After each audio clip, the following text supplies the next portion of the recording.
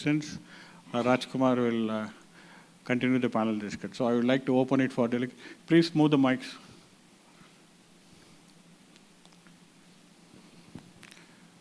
Mic, please.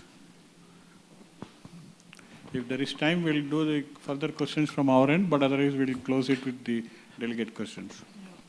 Good morning, sir. My name is Sumit from NTPC. My question is to Mr. Rajesh from ABB. Sir, you spoke about generative AI. And for that, you have partnered with Microsoft. You are intending of getting generative AI to industrial AI. Now, what I understand is generative AI requires models with billions of parameters, if not trillions, to be trained over zettabytes of data.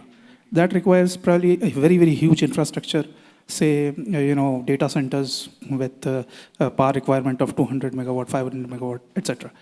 So you intend to use the infrastructure set up by Microsoft and OpenAI for this purpose, and for that matter, then the data gets shifted to, or the industrial data of enterprises, their critical information gets shifted to their servers at the US, etc., or you intend to establish such infrastructure in India itself? Okay, thanks. The Azure infrastructure from Microsoft is used for, it's provided as an Azure OpenAI. But that's actually the language models which have been trained by billions of data outside, terabytes of, petabytes of data, right?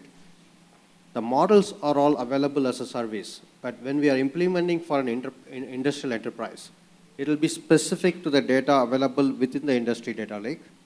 The models which are already trained, we saw yesterday that you can train it on a larger data sets, that you can bring it relevance to the specific data set.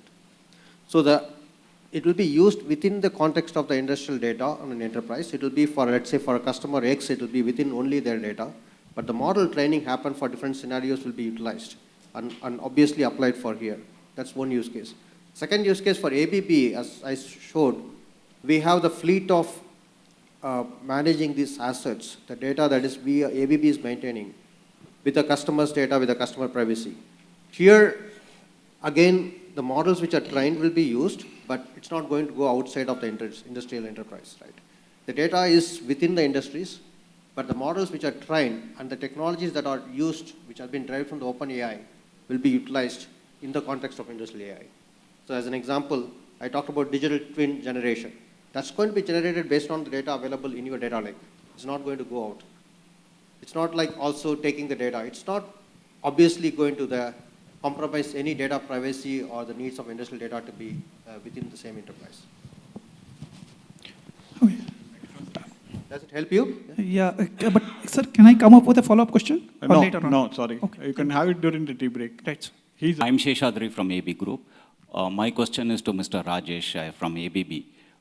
In a greenfield project, we would have made a lot of investments as far as, for example, thermal power energy generation and all that. Now, in this present jargon of what you call startups, how can we make subsequent investments? Because this thing for achieving break-even point or normal gestation period is 6 to 7 years. We cannot keep on investing for newer technologies just like that.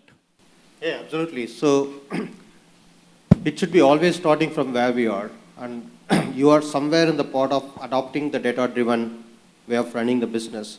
Wherever the state it is, we have seen the plants, thermal power plants, for instance, they first want to ensure that how do they effectively run their conventional power energies, how do they broadcast it, and how do they move to the renewable energies, an example.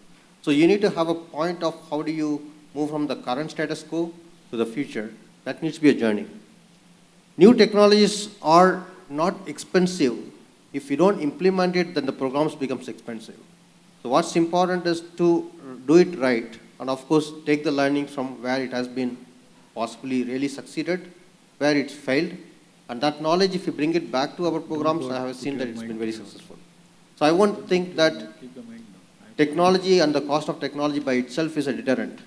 But if you don't run it as a right program, that becomes a significant cost challenge, right? And of course, I'm sure that you have partners working with you.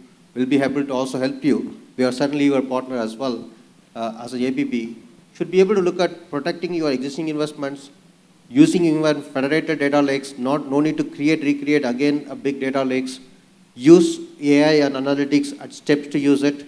But the benefits, biggest benefits comes on taking one specific value pillar or use case, apply at scale, you see a significant benefits. And as I said, once you do that, that becomes your self-funding.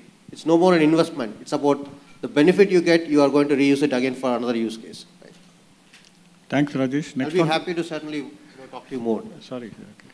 Next one, please. Yeah, myself, Sachin Malhotra. I'm from ABB. My question is to Mr. Rajesh Ramachandran, CDO and MD for Digital Group. Internal question. No, Want to use We can't meet you. So I have 3 points in my question. No, please be very brief. Yes. Okay. If you can avoid the 3 questions, make it 1, it's good. Yeah. Okay? So the key asset in AI ML is the quality data. But sometimes same quality, unavailability of this quality data becomes a challenge. It can be the volume, cybersecurity, constraints that organization is not ready to share. And because of this, you are not able to have those excellent models. Second, you talked about scale. No, I totally requested to be brief now. Yeah. Sorry to interrupt you again. I'm very sorry. Okay. So please be very brief. Yeah, maybe I think I'll touch upon quality and scale in the interest of time. Sachin, I will answer anything beyond as well this call. But I believe your intention is to see it to be possibly representing the common questions everybody has in mind. See, the value of any predictions, any advanced analytics, AI, comes with the right quality of data. But you can't make that as a prerequisite. But it can be, obviously, the AI by itself is helping also to ensure that the quality of data can be made richer by contextualizing it. It can help on integrating data which are there in different silos to make it as the data that you can use it for pre-processing and applying the AI. In the right way of using AI, it need not be only for analytics on top of getting the data in place, but even getting the data in high quality and contextualized, you can use AI. That's how we use it also in our solutions. Of course, that's also having the need of scale, because if you are able to get a scalable solution, you are able to bring the data from multiple systems. That helps you to ensuring to remediate the data not available from a specific system. You can't go and put thousands of sensors for an asset, but you can actually take virtual sensors, soft sensors, by seeing the patterns coming from your other asset management systems, from your DCS systems, from your ET systems that is giving the design integrity. That's possibly the ways of remediating the data quality, but still achieving the highest degree of accuracy and optimization using the AI. Can I just add an example over here? And that's from my experience. In logistics, a lot of track and trace is done using GPS, pings, basically. Now, those are sometimes not accurate, but how do we use that and enable that we do a lot of analytics on top of that? So now we don't rely on one source. We take multiple data sources. So for example, we take SIM-based data, we take fast-tag data. We make the synergy of, on these data to augment the quality of the final data that goes into the, the AI models. So that is very important. You just don't rely on the volume of the data. It's the quality of data from multiple sources that augment each other, which really helps you in, your AI-based analytics or whatever objective you're trying to achieve. I think you really nailed it on. The contextualization with the different data that will also help to remediate the quality deviations of the data itself. That's helping to improve the accuracy and optimization of AI. Can you have the last question, please? Nitin from Blue Ripples Technologies. My question is to Anup Dubey from Aditya Birla. The question is, you mentioned as a service model.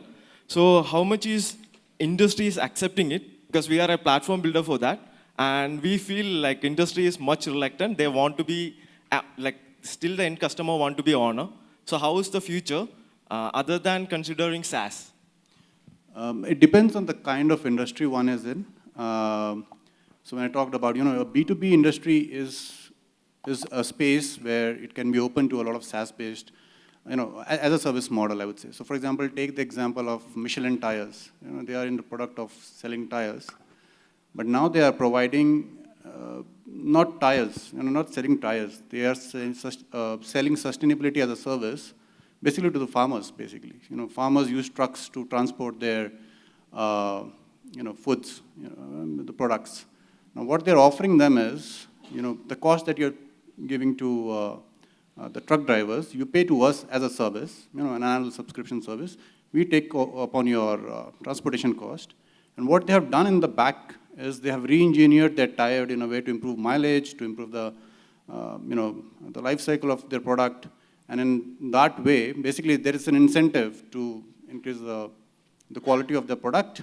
They're charging less to the farmers, but if you look at the overall, the total cost of the service that they're providing over the lifetime, it's basically has increased. So it's a win-win situation for all. So again, it depends. In B2C space, it is really a challenge to sell as a service model, but a lot of B2B space is open to it. Ganesh, would you like to supplement any of these questions? Sorry, I missed you, in case. So thank you. So maybe a couple of things. I'll maybe start with the first question. I'll just take 10 seconds each. So typically the way that we have seen for your question on generative AI and large language models, Microsoft also works with partners and large industries like you to kind of qualify the environment first. So typically what happens is, if you're having sensitive data, there is also auditing and feedback that goes back to Microsoft from the data that you are using for your training. We call it fine-tuning. You can request Microsoft to say, in our environment, we don't want that to happen, and they'll stop that backdoor from happening, right? So those are things that you can do. That's number one. Number two, now that you have options, both with Azure, with AWS, and you can even bring your own open source models. So there are options where you really don't have to spend that much amount of money to train for your data sets. You start with a pre-trained model, and then you do incremental fine-tuning for data sets that you specifically have, right? So both those options are available. We are seeing a lot of adoption for this on the industrial AI space. So data doesn't need to go out. The knowledge is brought in into your organization. Data is not going out. Thanks, Ganesh. Thanks, Rajesh. Yeah, my name is Vinod. My question is to Dalmia From Group. where? You're from where? I'm from ABV. Oh, God. Question is to Dalmia Group and Knowledge Lens. You have given a good presentation on how the digital transformation has happened. I just wanted to understand how the journey was, what was the financial implication, what was the ROI which you got from there, as well as what is the future plans for this. Thank you. I'll let Mr. Rajesh take it up first. Mike. Hello. When we had initiated this journey of digital transformation of our process, so we definitely faced so many challenges to fetch data or like quality data into the systems and all this. Because our group plants, there is a different stage of technology it is there. Means some of the plants are 50s commission plants, 70s and 90s. So the technology was not supporting to fetch the specific data. So we upgraded those systems. Then we had made a historical data, what we had with our systems. And we had made a technically viable those data to fetch and make a digital transformations. And when we are analyzing those data for digital transformations, so whatever our present process KPIs and targets we had benchmarked with our normal operations and all those things.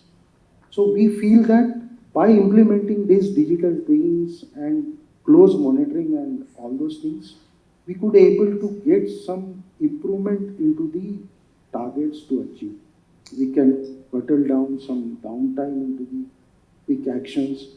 We can safeguard our equipments, our down. Then we'll get some productivity improvements, specific heat reduction we have resulted. Then energy, of course, get optimized. So those results, not a very big number, but slowly we had deep dive into those things and we got a very significant result. Thanks, Rajesh. Last question, if there is anyone. Someone raised their hand. One last question.